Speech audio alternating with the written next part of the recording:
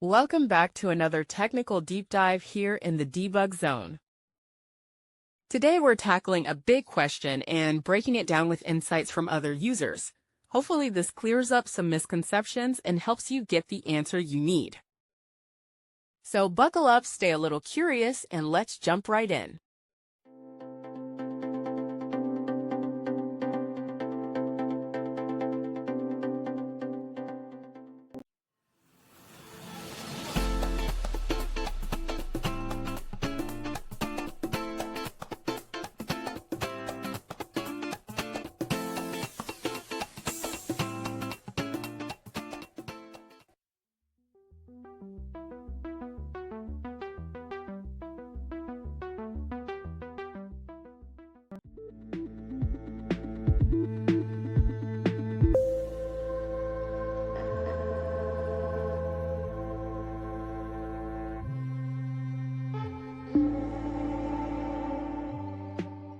And that's a wrap.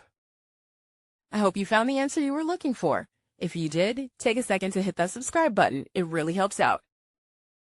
And let me know in the comments which solution worked best for you. See you next time in the debug zone.